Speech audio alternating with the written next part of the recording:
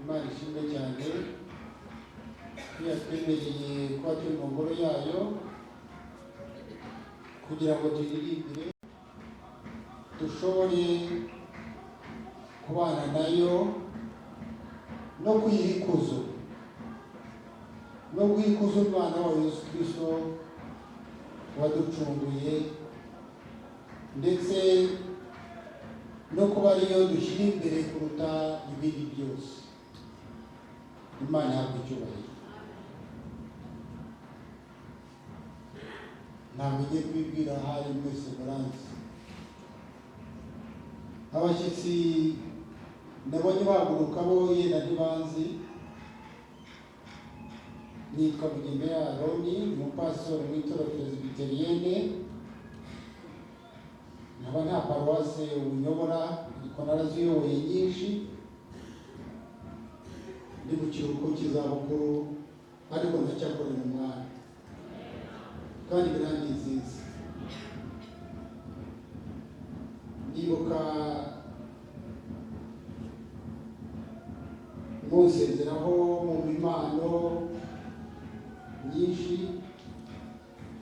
hari korali imwe yavuze iti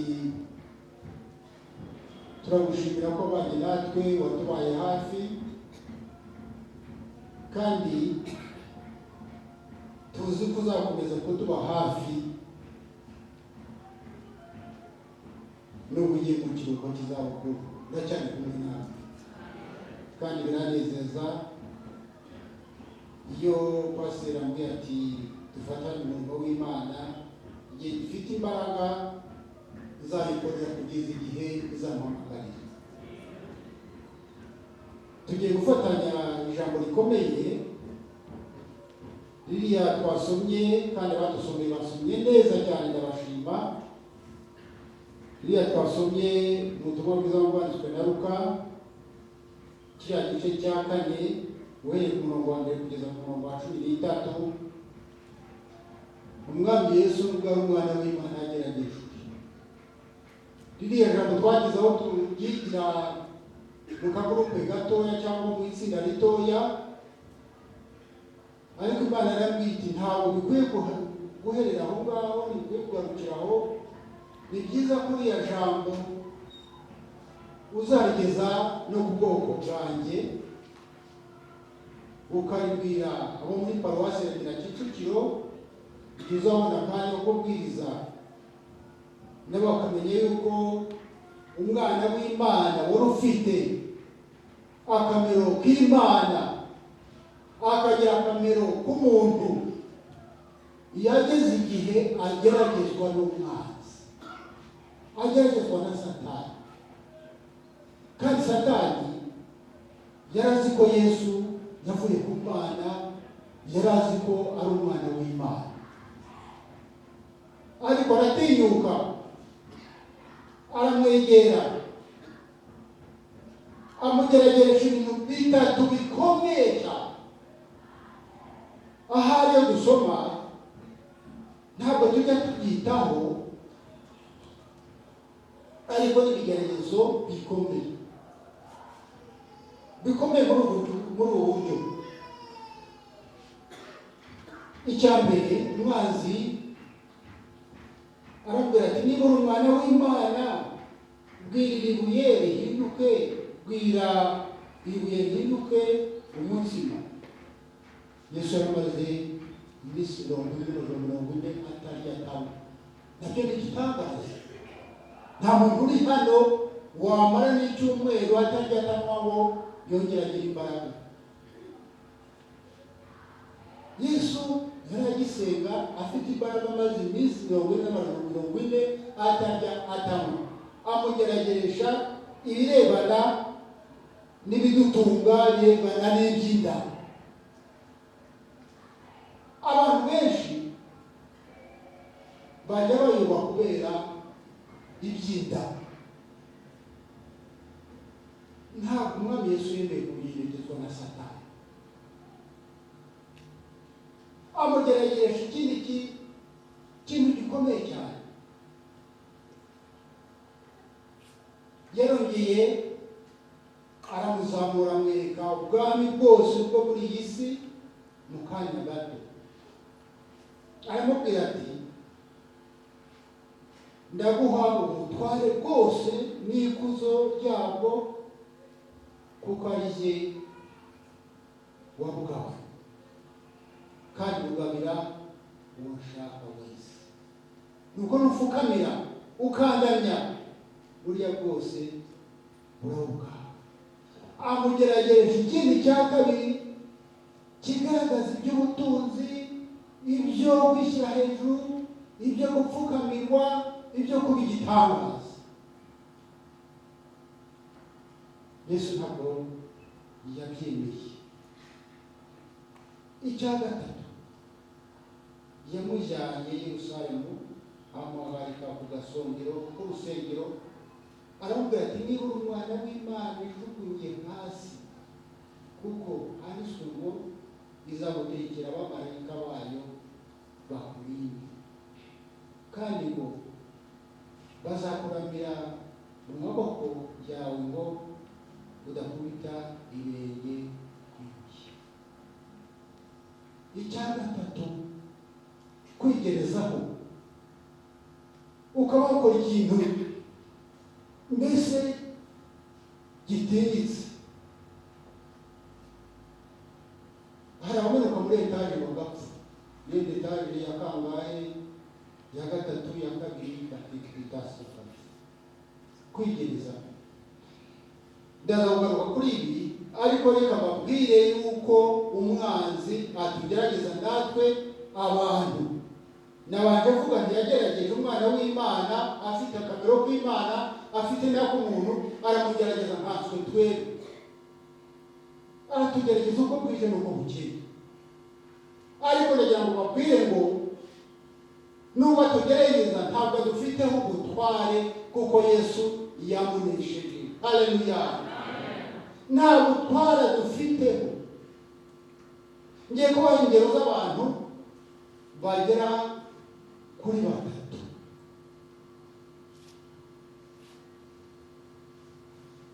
Uwitwa Yobu yarageragejwe pe. Satani agerageza mu isi, aza guhura n'Imana, ahura n'Uwiteka. Uwiteka aramubaza ati wari wagiye Satani? Ati naragendeye mu isi, ati nyireba nyirambagiramo, reba uko iteye. Ati none wowe umugaragu wanjye Yobu unyubaha nawe wamubonye? Satani ati namubonye, ataranyubaha, ni umukiranutsi, wamubonye? Ati yahora ate kukubaha kandi waramuhaye byose, ukamuha amatungo, ukamuha imigisha yose, akamererwa neza. Ati uzamukozeho akaboko uzabe ko biriya bitagenda akakwihakana. Uwiteka aravuze ati ngaho mukozeho ku kaboko, ariko icyo mubwiye ntuzamukozeho, ati ubugingo bwe ntuzirirwe rwose bwo ubukoraho. Ati ubugingo nibwo ntaguhaye. Satani amugerageza, ararwara, amererwa nabi, abana barapfa, amatungo arapfa, mbese ageraho n'umugore amubwira ati tuka Imana wipfire. Ageraho abavandimwe be n'inshuti n'abandi bamubwira bati va ku Mana nuko wakoze ibyaha. Ariko ubuhamya bw'umugaragu w'Imana Yobu babusomye, ubuhamya bukomeye bwa muri badusomeye. Reka nongere rwasomeye bene data, ubuhamya bukomeye umwana buri wese yagomba kuvuga, buri wese yagomba kugaragaza igihe ari mu bigeragezo. Aravuga ati ndarahira Imana ihoraho, ariyo yanyimye ibyari bikwiriye, n'ishobora byose yababazaga ubugingo bwanjye. Ubugingo bwanjye buracyari buzima, kandi umwuka w'Imana niwe utuma mpumeka.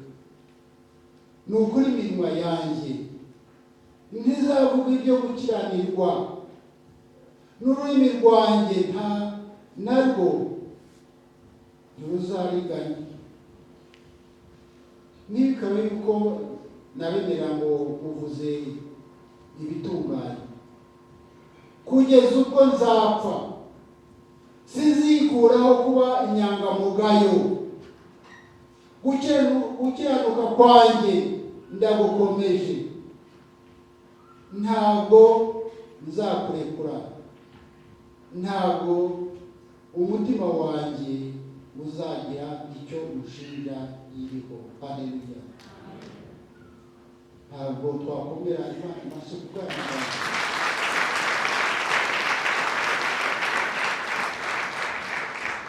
Avuga amagambo ameza akomeye,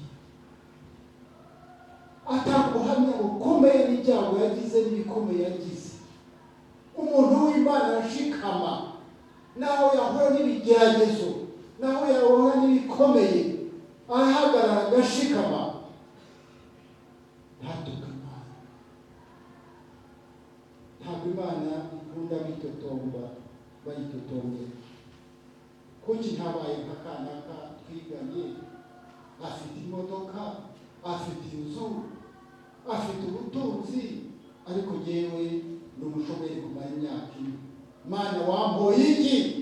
Ntabwo Imana ikunda. Hagarara mu kwizera, shikama mu kwizera. Imana izakugenderera ndetse ikwereke ko ari Imana ikomeye. Imana ntabwo icyubahiro. Undi wa kabiri n'uwitwa Yosefu. Yosefu yari yaraguzwe ajyanwa ahatari iwabo. Murabizi ngiye gusubiramo. Ahageze bakora imirimo mu rugo nk'uko bikwiriye, akayitunganya, umwana mwiza, agashima. Ijambo ry'Imana ritubwira ngo afite uburanga bwiza cyane, mwiza pe. Hari abahungu bagira uburanga bwiza, si abakobwa gusa, abakobwa barabugira.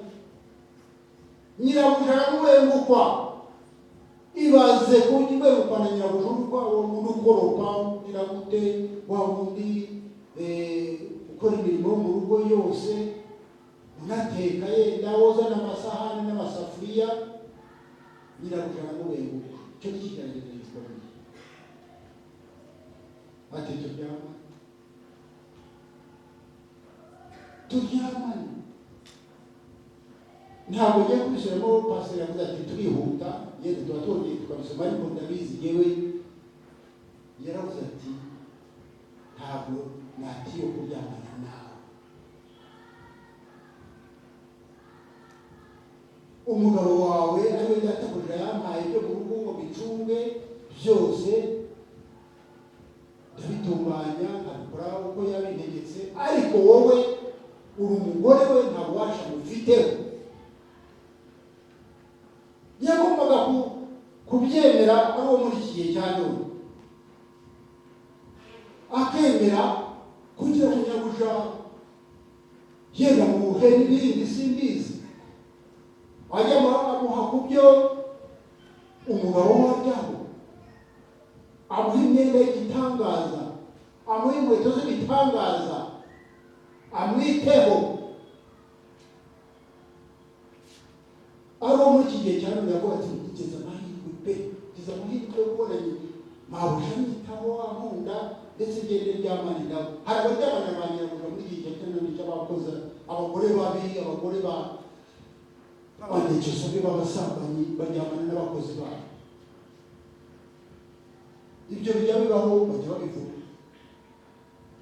Ariko undi aravuga ati ntabwo, kuko yarazi Imana, kuko yakundaga Imana, kuko yari umuyahudi, yari umuntu waturutse aho bamwishe kubaha Imana akiri mutoya kugira indasaza acyubaha Imana, ati ntabwo nabikora.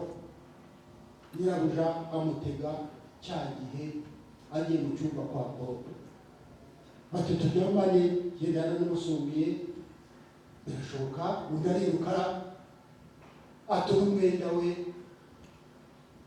arasohoka aragenda. Undi avuze induru ati narifashwe na wa ntuwaje hano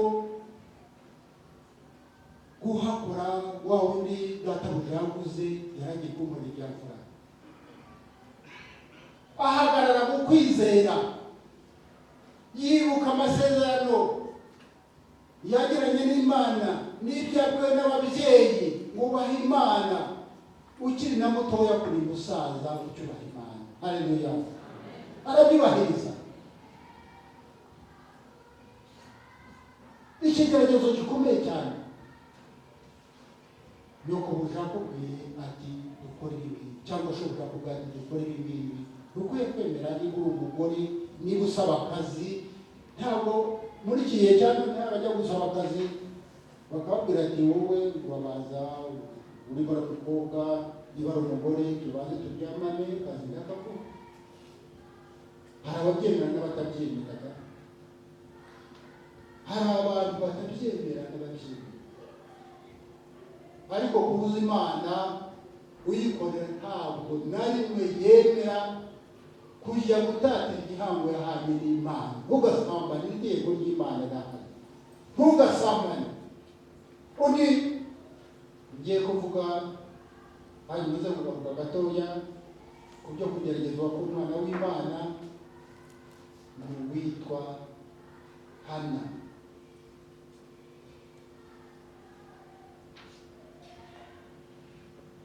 Ntabwo yari afite yabyaraga, ahora n'iki kigeragezo. Amahirwe n'uko umugabo we yamubaga hafi, yari umugabo mwiza nawe ukunda Imana, akamuhoza akamubwira ati ndi kumwe nawe, humura rwose utabyaye abana. Ariko akagira mukeba we mubi we garagaza ko yabyaye, ari ufite icyubahiro, ari ukomeye. Hano mu mutima we yarafite agahinda. Mu Banyarwanda bo turabizi, utabyaye imiryango rimwe iravugaho amagambo menshi, ndetse bakajya babwira umugore bati mwirukane, buriya nta kibazo, umuryango arawuciye birarangiye. Bene ibyo bibaho no mu Banyarwanda, birahari ibyo bigeragezo, birahari. Hana ikintu yakoze, ntabwo yitotomeye Imana, yagiye mu rusengero arasenga bucece. Imana yumva amasengesho mu buryo bwinshi, asenga bucece atuje, iminwa akaba yikomangana gusa.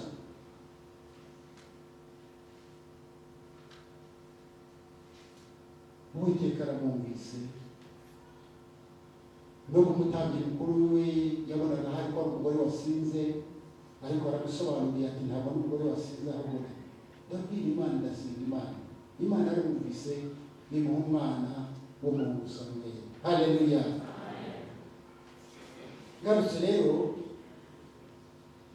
ibyo ni ibigeragezo duhura nabyo mu buzima. Garutse kuriya kugeragezwa k'umwana w'Imana, Yesu ntabwo ashoboye kumvira Satani.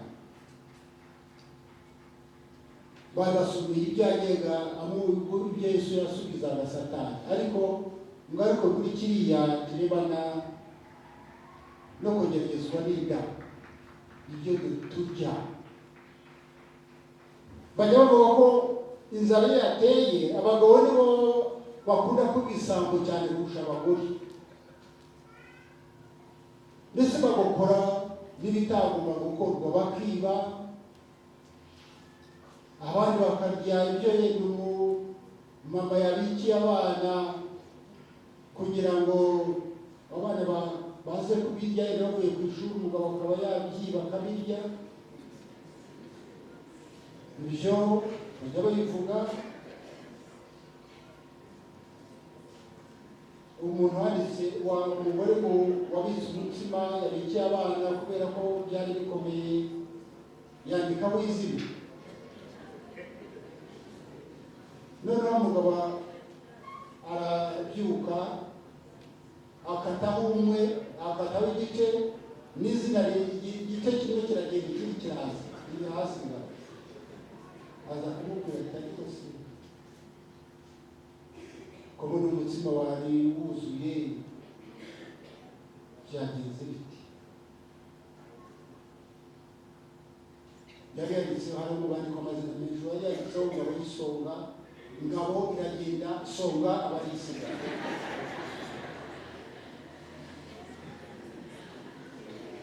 Umugabo ukorwa n'isoni. Abandi barahemuka.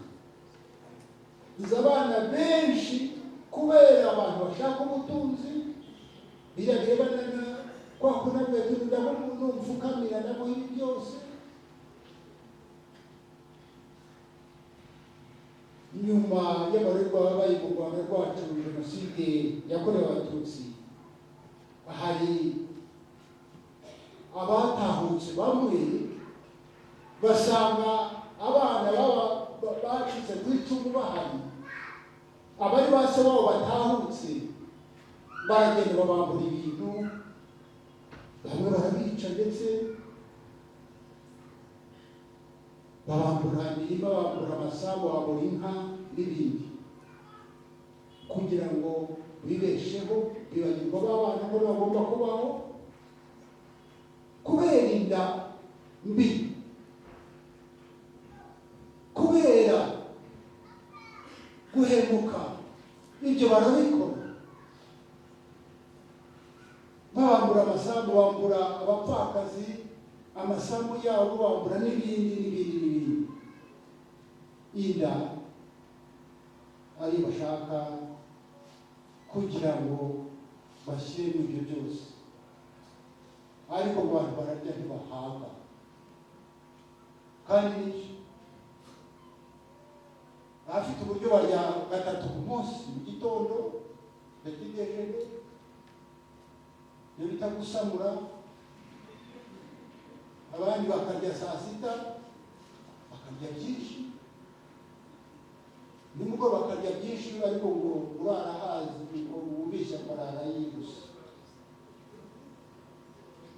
Mu gitondo bakongera bakarya. Kuki batarekeraho kuba bariye byinshi? Ntabwo imihanga. Abenshi bashaka kugira ngo bakore uko bashoboye, bakiba muri za banke. Ni ukuvuga ngo bamwe bakanyereza amafaranga, kujya mu muri sako bayanyereje, bajya mu muri banki banyereje, bafunze n'ibindi. Biradusaba twebwe abakristo gushishoza, tukamenya igikwiriye no kwihangana. Niba ushaka n'ubutunzi ariko ukabushaka neza, mu kuri, atari uguhemuka, atari ukwiba, ibyinda rero abenshi birabagusha. Reka tugere kuri kiriya yamugerageje kirebana nanone n'ibyo by'ubutunzi n'icyubahiro no kwishyira hejuru. Ati bijyana biguha n'umfukamye. Hari abantu bigira ibigirwamana muri iki gihe cya none.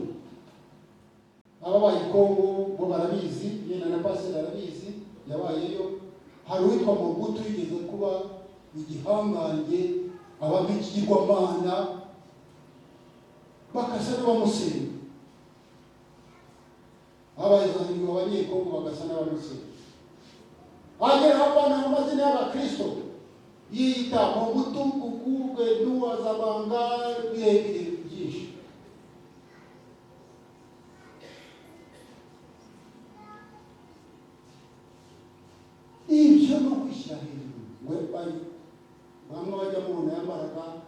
n'akagofero kasa n'ak'ingwe n'ishati isa n'ingwe, bavuga ko mahari yari afite mu nzu ingwe ibamo. Hari abantu bameze batyo. Hitler washaka gutegeka isi yose, yashaka kuba igihangange nawe. Hari n'ibindi bihangange byabayeho n'abantu n'abandi, ariko bapfuye nk'uko abandi bose bapfa, bamutishwe n'indwara.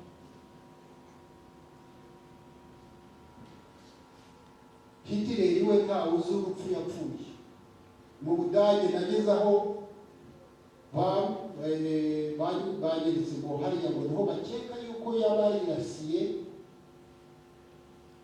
hanyuma abonye ko agiye gutsindwa yarirashe, noneho abasirikare be ngo ntibaze aho bamujyanye. Ntawe uzi aho yahamba, ntawe uzi ahabwe kubera ko yigize igihangange.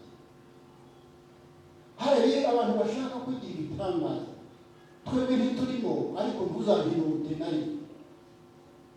Ntuzashake yuko abantu bagupfukamira kubera ko ukize. Ndibuka umuntu wari utwaye imodoka ya Benz, agonga umwana, baramubwira ati batari guhagarara umujyane kwa muganga atarapfa. Ati ntabwo mujyane yo ufite assurance full, ati ufite assurance ishobora kumuriheka kariha n'imodoka yawe. Yamutazaho umwana arapfa. Hari abantu bameze gutyo. No mu matorero hari abantu bigira ibitangaza. Itorero ryacu ntabwo arimo,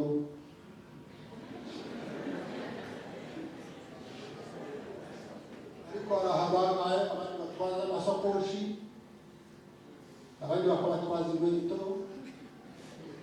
abandi bakabatwaza Bibiliya. Ntabwo Yesu yigeze amera gutyo rwose. Ntabwo Yesu yigeze amera gutyo. N'inkweto yambaraga niba ari byo koko simbizi, uko babishushanya kwiyongeza appareil ntazari ziriho igihe cye. Yambaraga nka sandali yazarugabire ndetse zimeze nka rugabire, ariko ari umwana w'Imana. Ntamutwazaga amasakoshi, nta esikote yari afite. Abandi bafite ba esikote. Iyo byambera ubwoba, hari aho najya mu rusengero rimwe mbona hari abagenda bavana mu nzira. Ntabwo ari nk'uko abacu hano bariya bashinzwe protocol babikora, baraza bitonze bakereka aho umuntu yicara, ariko abandi bagenda bavana mu nzira bafite esikote. Mu itorero barahari. Ntabwo itorero ryacu rikora neza. Ndibuka rimwe abapasitoro bo mu itorero ryacu bakuru ba perezida w'itorero bashatse yuko bashyira darapo ku modoka zabo. Ni kera. None inama iraterana, Conseil Synodal iraterana, nanjye rero icyo gihe bitewe n'iki? Nuko abasenyeri bamwe bari bafite y'amashati y'ibitangaza, bafite imodoka bafite darapo zigenda zifurota zizunguza. Noneho bari bagiye mu munsi mukuru ukomeye wa perezida n'imbere ya jenoside. Noneho mu perezida wacu baramuhagarika bati ntabwo ujya muri uriya mwanya kuko ntabwo umusimbiri, nta ufite. Bamwicaza hamwe n'abandi basanzwe, ntiyaje gucana abamusimbiri. Yaje ababaye arebesha inama igitaraganya ati ndashaka darapo.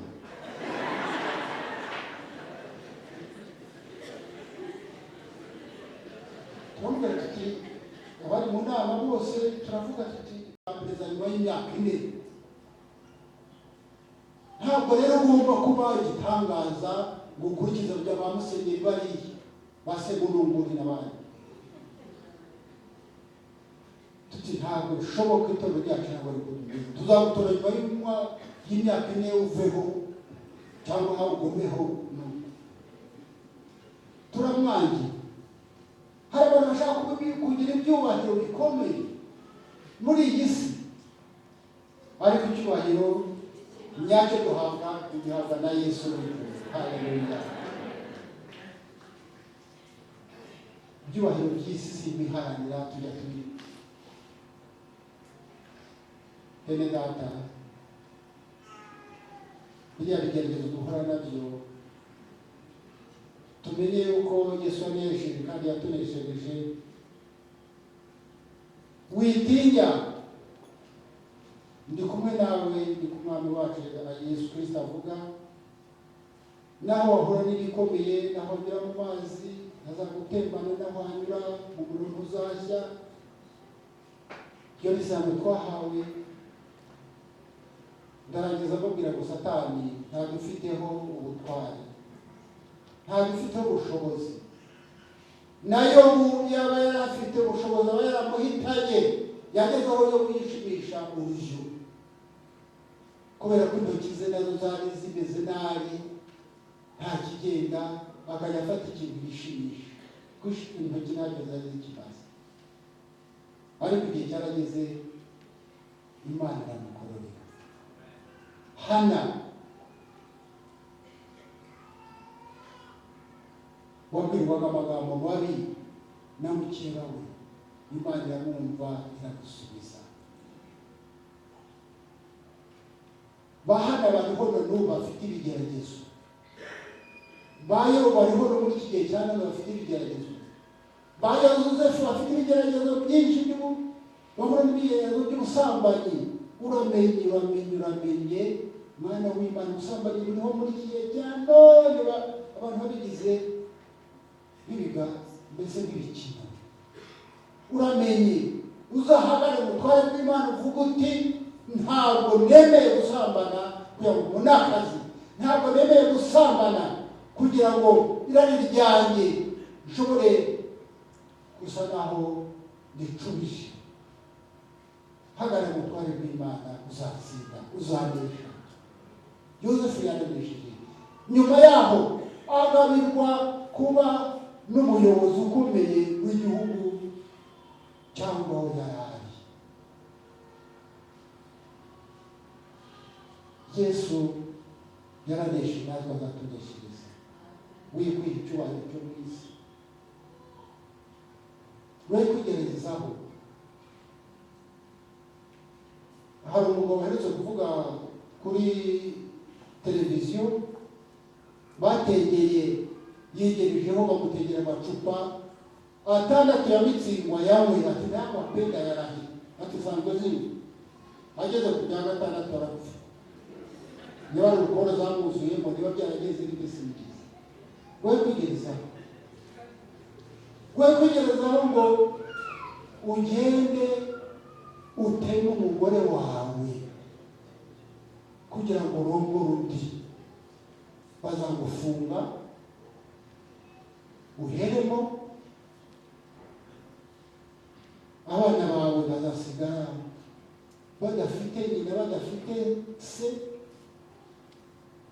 abana badurira. We kwigerezaho.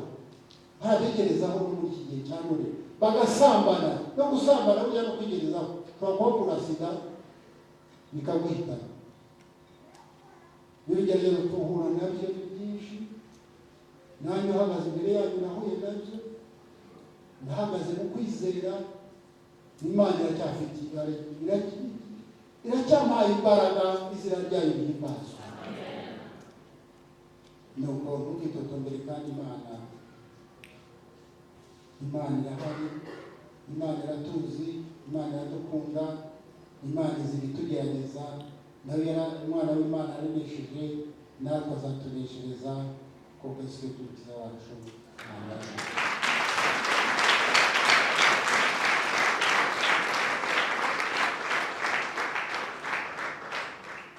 dusabe tuhaguruke dusenge Imana.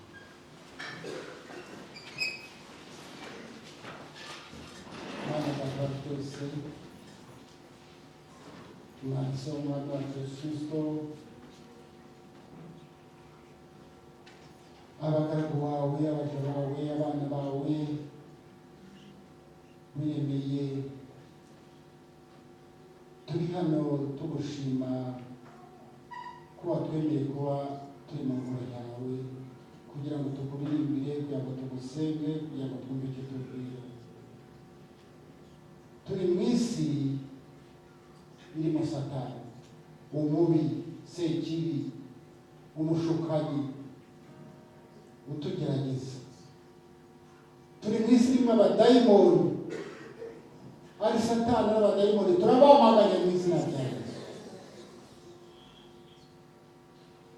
Satani yahambaye no kugerageza umwana wa Yesu Kristo.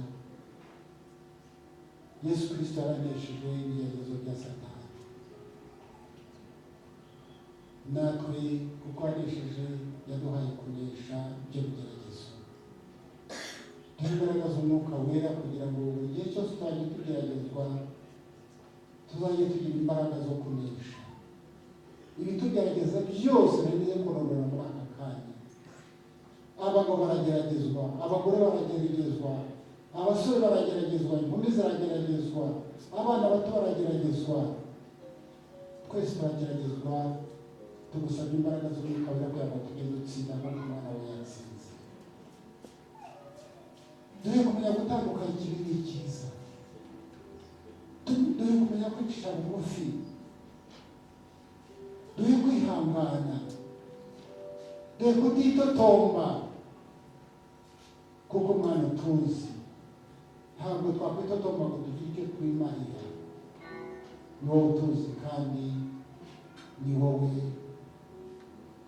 Mana yacu, ni wowe dufiteho ubutware, Satani nta butware dufiteho. Mwami Yesu ukoresheje natwe duhe kunesha, guheruka iteka ryose kuko Yesu Kristo wacu. Amen.